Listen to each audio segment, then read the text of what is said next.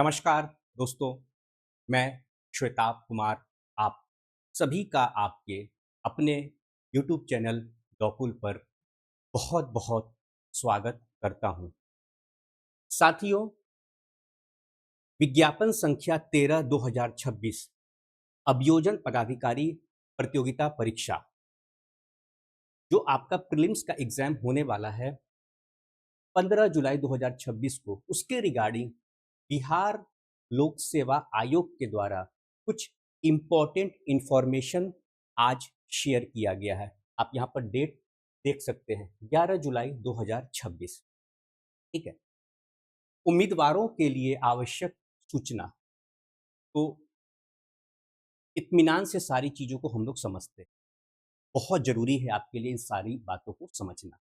कि हो सकता है कि आप में से बहुत सारे बच्चे पहली बार एग्जाम देने जा रहे हों, है ना?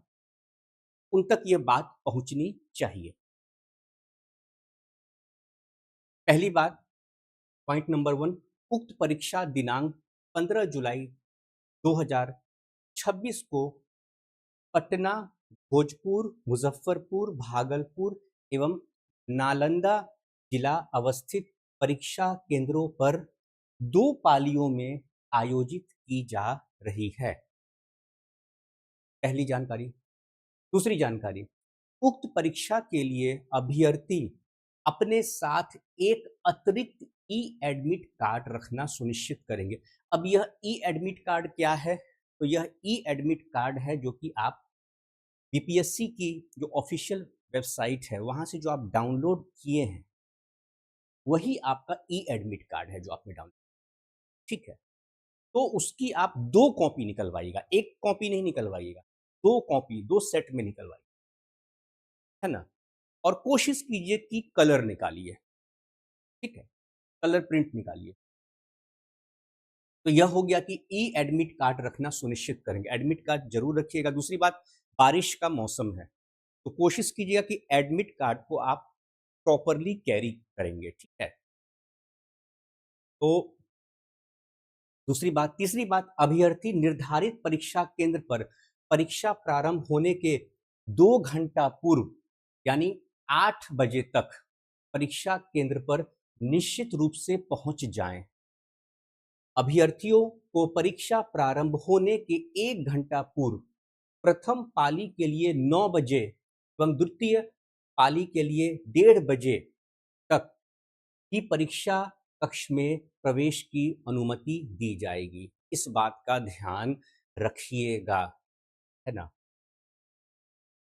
चौथी बात, फोर्थ पॉइंट, प्रत्येक प्रश्न के लिए आपको 5 विकल्प दिए जाएंगे। अमूमन क्या होता था पहले, ए बी सी डी, यह 4 ऑप्शन आपको दिया जाता था, लेकिन अब एक नया ऑप्शन, ऑप्शन ई भी जुड़ गया है। ठीक है, ए बी सी डी एवं ई उपलब्ध कराए जाएंगे।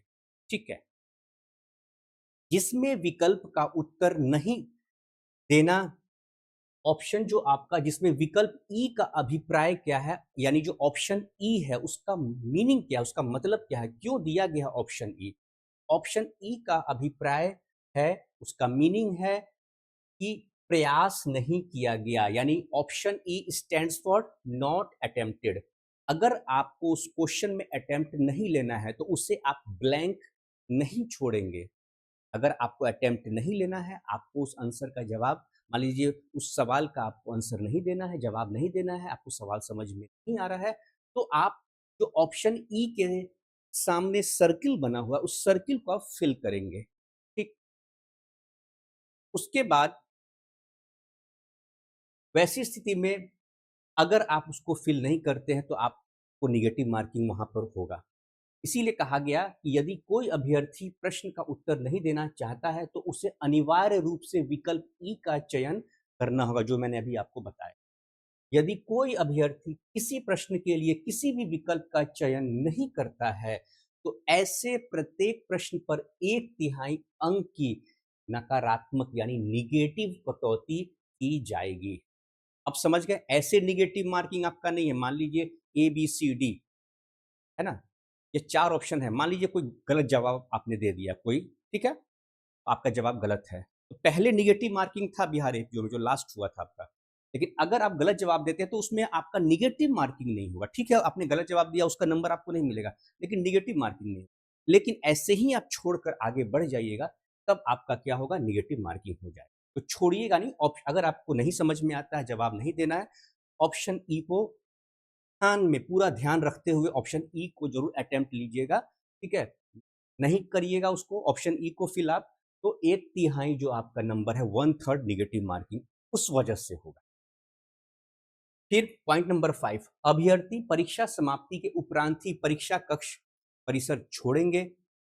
पॉइंट नंबर 6, परीक्षा केंद्र परिसर जहां परीक्षा होनी है में आप calculator, mobile, bluetooth, wifi gadget, electronic pen, pager, smart watch आदि इलेक्ट्रॉनिक सामग्री लेकर जाना एवं उपयोग वर्जित है। तो ये सब चीजें वहां पर लेकर नहीं जाइएगा। यदि किसी अभ्यर्थी के पास परीक्षा कक्ष के अंदर किसी भी प्रकार के इलेक्ट्रॉनिक सामग्री पाए जाने पर उसे कदाचार माना जाएगा। अगर आपके पास इनमें से जो सारी चीजें अगर आपके पास मिलती है तो उसे कदाचार माना जाएगा। तो इस बात का ध्यान रखिएगा। Point number 7, marker, white fluid, lead, eraser को परीक्षा कक्ष में ले जाना वर्जित है। इन चीजों को भी आप लेकर नहीं जाएंगे। कदाचार में लिप्त पाए जाने, परीक्षा कक्ष में इलेक्ट्रॉनिक सामग्री के साथ पाए जाने पर परीक्षार्थी को इस परीक्षा सहित आगामी 5 वर्षों के लिए एवं परीक्षा से संबंधित भ्रामक, सनसनीखेज अफवाह फैलाने की स्थिति में 3 वर्षों के लिए बिहार लोक सेवा आयोग की परीक्षाओं से वंचित किया जाएगा। थोड़ा सा इन बातों का ध्यान आपको बहुत सीरियसली होकर रखना है ना? उसको मजाक में या हल्के में नहीं लीजिए। पॉइंट नंबर 9 है, उक्त परीक्षा में उम्मीदवारों को कदाचार में लिप्त पाए जाने पर बिहार लोक परीक्षा अनुचित साधन निवारण अधिनियम 2024 के तहत दंडात्मक कार्रवाई की जाएगी। पॉइंट नंबर 10, अभ्यर्थी किसी भी तरह के भ्रामक, सनसनीखेज अफवाह पर ध्यान न दे तथा आयोग से संबंधित सूचना आयोग के आधिकारिक वेबसाइट पर देखें। इस बात को यहाँ पर अपने को ध्यान रखना है। ठीक है, उसके बाद देखिए कुछ और बातें हैं, ये भी बहुत इंपॉर्टेंट है, इस चीज को देखिएगा। ये भी है आपका आज ही का है, देख रहे हैं डेट 11/7/2026 का ही है ये इंफॉर्मेशन। इसको देखिए, विज्ञापन संख्या 13/2026 सेम। ठीक है, आवश्यक सूचना, विज्ञापन संख्या 13/2026 अभियोजन पदाधिकारी की प्रारंभिक परीक्षा प्रतियोगिता परीक्षा के कतिपय अभ्यर्थियों का उनके द्वारा ऑनलाइन आवेदन में अपलोड किए गए फोटो एवं हस्ताक्षर का इमेज अस्पष्ट, अपठनीय एवं रिक्त है। वैसे अभ्यर्थी, ध्यान दीजिएगा, कैसे कैंडिडेट, वैसे अभ्यर्थी को सूचित किया जाता है कि वे निम्नलिखित कागजात साक्ष्य परीक्षा की निर्धारित तिथि 15/7/2026 को संबंधित परीक्षा केंद्र के केंद्राधीक्षक को समर्पित करना सुनिश्चित करेंगे। अब इसमें देखिए क्रमवार तरीके से सारी चीजों को समझते हैं। कुल 5 पॉइंट्स आपको यहाँ पर अच्छे से समझना है। पॉइंट नंबर 1, अभ्यर्थी आयोग के वेबसाइट www.bpsc.bihar.gov.in पर उपलब्ध घोषणा पत्र, ध्यान से देखिएगा, घोषणा पत्र को क्या करेंगे, वो घोषणा पत्र को पूर्ण रूप से भरकर उनके निर्दिष्ट स्थान पर किसी राजपत्रित, ध्यान से देखिएगा, किसी राजपत्रित पदाधिकारी से अभिप्रमाणित रंगीन फोटो चिपकाएंगे एवं निर्दिष्ट स्थान पर अपना हस्ताक्षर हिंदी एवं अंग्रेजी में करेंगे। समझ गए? पॉइंट नंबर 2, राजपत्रित पदाधिकारी से अभिप्रमाणित 2 रंगीन फोटो में से एक फोटो अभ्यर्थी अपने ई प्रवेश पत्र में निर्दिष्ट स्थान के बगल में चिपकाएंगे। दूसरा फोटो ई प्रवेश पत्र के कार्यालय प्रति में संबंधित परीक्षा केंद्र पर केंद्राधीक्षक के समक्ष चिपकाएंगे। उसके बाद अभ्यर्थी पहचान के लिए आपको अपना आइडेंटिटी प्रूफ भी ले जाना है। अभ्यर्थी यहाँ पर पहचान के लिए ऑनलाइन आवेदन में दर्ज किए गए पहचान पत्र, जिसमें कि आपका आधार कार्ड हो सकता है, पैन कार्ड या फिर ड्राइविंग लाइसेंस आदि, लाना सुनिश्चित करेंगे। ठीक, आधार कार्ड सबके पास है, आसानी से ले आ सकते हैं। बहुत के पास पैन कार्ड भी है, डीएल भी है। आधार कार्ड लगभग हर किसी के पास रहता है। फिर पॉइंट नंबर 4 है, केंद्राधीक्षक द्वारा अभ्यर्थी से प्राप्त उपर्युक्त सभी कागजातों एवं फोटो का मिलान सत्यापन करने के पश्चात ही उन्हें अपने परीक्षा केंद्र पर परीक्षा में सम्मिलित होने की अनुमति दी जाएगी। पॉइंट नंबर 5,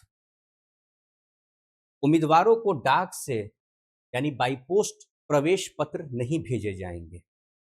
तो ये सारी जानकारी है और आज की डेट में यह जानकारी बीपीएससी के द्वारा शेयर किया गया, तो मुझे लगा कि नहीं, ये सारी चीज़ें आपके पास जानकारी होनी चाहिए एग्जाम से पहले, ठीक है। दूसरी बात है कि पेन का इस्तेमाल है तो बॉल पेन ले जाना है, जेल पेन बिल्कुल लेकर नहीं जाइएगा, बॉल पेन लेकर जाइएगा, या तो ब्लैक हो या फिर ब्लू हो। कोशिश कीजिएगा कि कम से कम 4 पेन आपके पास होना चाहिए, है ना? 4 या तो, लेकिन इस एक ही कलर, ऐसा नहीं कि ब्लू ब्लैक मिक्स करके, नहीं। अगर आप 4 पेन बॉल पेन लेकर जा रहे हैं तो या तो ब्लू कलर में हो या फिर ब्लैक कलर में हो। यह कुछ जानकारी थी जो कि मैंने आपसे अभी शेयर किया है। ठीक है दोस्तों, तो जितने भी कैंडिडेट्स हैं, एस्पिरेंट हैं, सबको बहुत-बहुत शुभकामनाएँ और साथ में बधाई भी देता हूँ, अग्रिम बधाई। इसी पल का तो आपको इंतज़ार था। कुछ भी अब अननेसेसरी कुछ अब नहीं पढ़ना है, जो आपने पढ़ रखा है थोड़ा-थोड़ा सा उसको रिवाइज़ कीजिए और बहुत ज़्यादा प्रेशर नहीं लेना है, बहुत लाइट मूड में रहिए। हाँ, और बारिश का मौसम है तो थोड़ा-सा सावधानी बरतिएगा। जो भी डॉक्यूमेंट्स आप ले जा रहे हैं, चाहे आपका आइडेंटिटी प्रूफ हो या फिर आपका जो एडमिट कार्ड है, उसको अच्छे से कैरी कीजिएगा, है ना?